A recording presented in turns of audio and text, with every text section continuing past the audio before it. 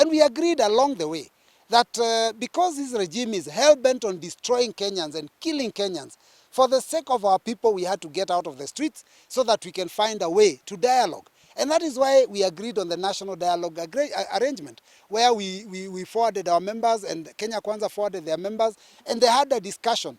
There were points that we took as Azimio, and there are those issues that they raised as Kenya Kwanza. And all these things were canvassed and discussed. At the end of the day, we agreed that we will agree on some. We may also agree to disagree on others. And the bone of contention is the issue of cost of living. I am very unhappy that the National Dialogue Committee did not agree to pick the proposals that came from Azimio la Umoja on reducing the cost of living. I am very disappointed. My party leader was a co-chair. He also is very disappointed. But you cannot throw the baby with the bathwater. We agreed that there are certain things that we have achieved. There are certain things we have won. There are certain things which are good for the country that have come out of this dialogue. Let us accept what we have got.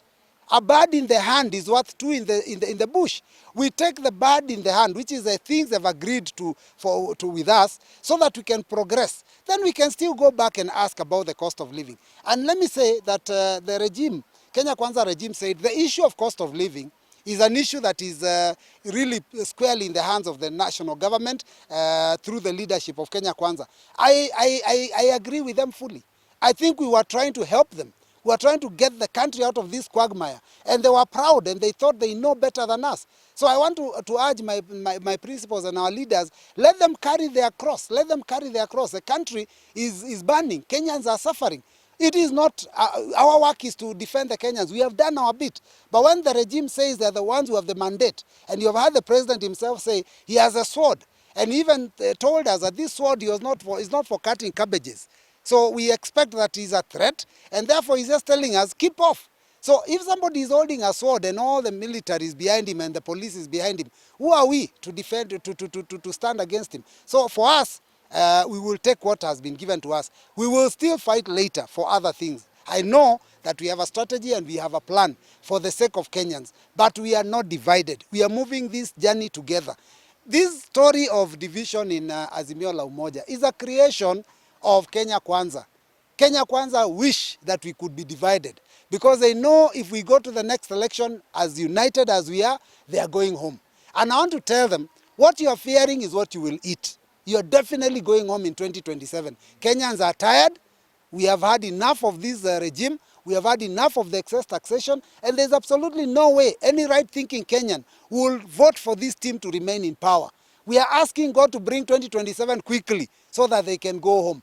2032 is not even a discussion. They cannot be in office at that time. ODM is intact. Jubilee is intact, except the few that were stolen by Kenya Kwanza. DAPK is intact, and I think basically those are the main parties within the Azimio coalition, and they are all intact. So I don't know when people talk about some kind of split in the coalition. I don't know what they are talking about because I have not seen any splits. I've been asking around, and we are still united as ever. So I personally think that we are still united. The only issue that I could say that might be exaggerated is a matter of disagreement. And you know what? We are a democratic society. We are a democratic, coalition. And we allow differences of opinion. Wiper could have an opinion that slightly differs from ODM or differs from DAPK, but that doesn't mean that there is that's a cause for division. It just means that we have a difference of opinion. So I think, in my opinion, we are still united. We are still working together. We still subscribe to the ideals of Azimio, which is to save this country in 2027. And so we remain as united as ever. Now, yes, it is true sometimes some of our principles do not appear in some of the functions that we have. And so there is that, there is always speculation. When you don't see Kalonzo in a function, you start imagining that Kalonzo is no longer working with the team, or you don't see one of the other principles. The fact is that these principles have each got a region to deal with. And each of them has got to build the coalition. For your information, a strong Wiper is a strong Azimio. A strong ODM is a strong Azimio. A strong DAPK is a strong Azimio. So the leaders don't have to always follow each other in every function.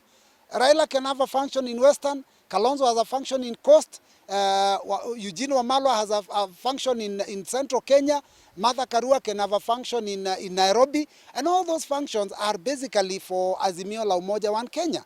So I don't think there's any division of any nature. I think we are as united as ever before. Now, there's been an issue to do with the National Dialogue report that Wiper party leader was co-chair, and as Wiper as a party, we support it.